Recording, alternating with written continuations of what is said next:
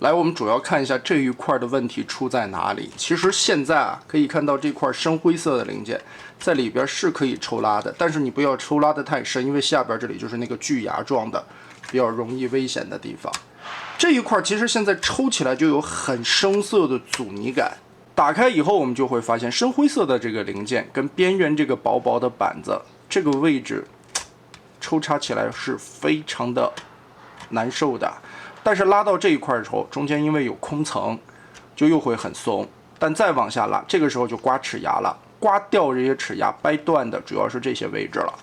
我也用卡尺量了一下，这一块中间的轴确实比外边的这个槽要宽出来将近1丝。你说这个阻尼好吧？主要是因为这料子啊也是比较柔软的那种，所以它是有一定的张力，靠这个张力去夹住这个本应该比它粗的中间的位置。也就是说，这个东西它在捅它的时候，是靠它的柔韧性去摩擦这个边缘。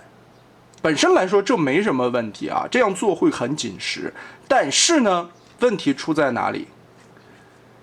这个地方是偷胶的。如果说这块的边缘没有这些锯牙状的空槽，它是一块整的面儿。当然这一边也是填补满的，没有偷胶的地方。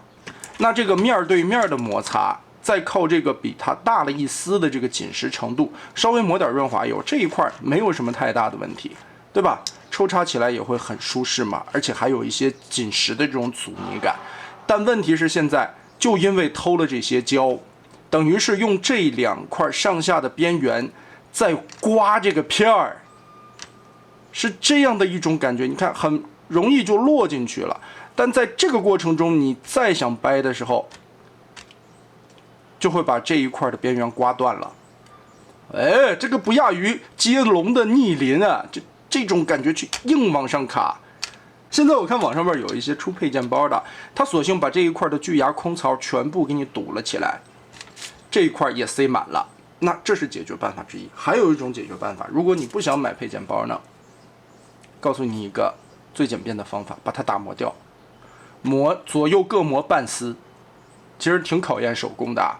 但是我告诉你一个更简便的办法，你也不需要用什么卡尺去测量，在打磨的时候啊，只需要斜着这么磨，上下都斜着这么磨，把这2个比较尖锐的尖角磨下去一个倒角，让它形成一个弧线，左右都变成弧线，让中间的这一块鼓起来。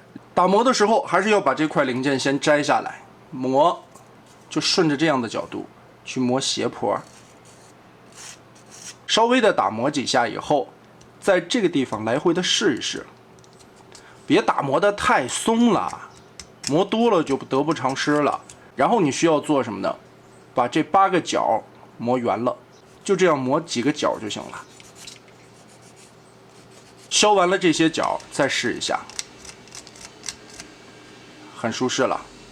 这回基本上就没有什么问题了。把这些毛毛刺刺的地方都给它抛光，光滑了。在安装扣回去的时候，里边再滴几滴润滑油。往回装的时候注意方向，先装中间的轴，再装第2层，注意有涂装面的这个肚子对应的是长出来的这个头。当然你在滑动的时候啊，尤其在最底下往上推的时候，不要左摇右晃，这些地方会掰豁的，直上直下。这里边的齿也没有掰断，哎，主要就是偷胶，没别的。下一步来上胳膊，灰色的零件跟胳膊连接在一起是整块的，扣严实以后再往前掰。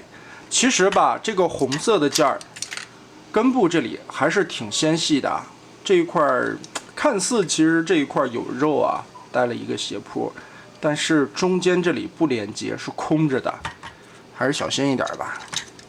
现在的这些料子也挺容易摆痕的，折进去以后一定要插到位，再往开掰，露出这里边的2个螺丝孔，这里边是2颗短螺丝，用的时候不要弄错。然后安装头部的这一块转板，把前方的扣子扣到底，让这块的轴对准，背包的盖子横穿过去，然后这块背包后方藏脑袋的盖子轴穿进去。把窟窿都找齐。一共有3颗螺丝，这3颗是长的，最后全部装上去。